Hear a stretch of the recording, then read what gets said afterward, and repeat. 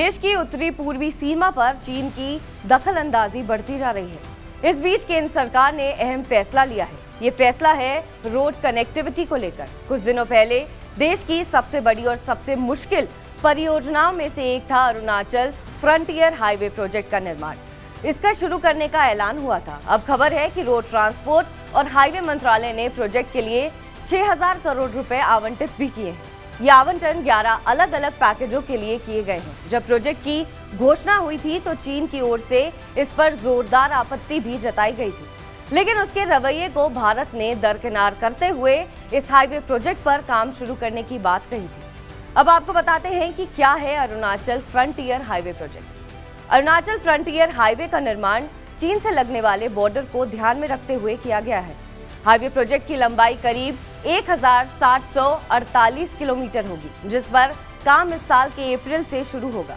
Frontier highway LAC पर border से करीब 20 किलोमीटर नजदीक से गुजरेगा।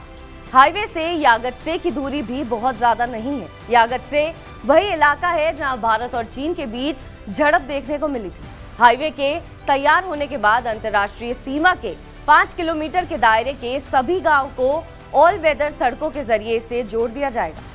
रोड ट्रांसपोर्ट के टॉप लेवल अधिकारी ने कहा कि इस काम का जिम्मा 3 एजेंसियों के पास रहेगा। ये 3 एजेंसियां हैं state public work department, border road organisation और national highway and infrastructure development corporation. पूरा प्रोजेक्ट 3 चरणों में किया जाएगा। उम्मीद की जा रही है कि इस फाइनेंशियल ईयर के खत्म होने तक अरुणाचल प्रदेश और पूरे उत्तर पूर्व में इस मेगा परियोजना की 400 किलोमीटर का काम पूरा कर दिया जाएगा। इससे स्थानीय लोगों के लिए नई नौकरियां पैदा होंगी।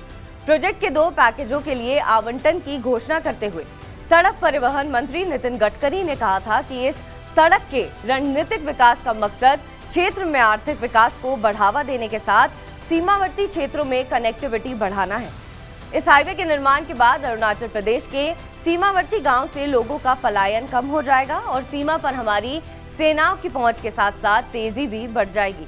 बहरहाल आपको हमारी खबर कैसी लगी कमेंट सेक्शन पर जरूर बताएं। देश और विदेश की तमाम बड़ी खबरों के लिए आप देखते रहिए TV9 भारतवर्ष।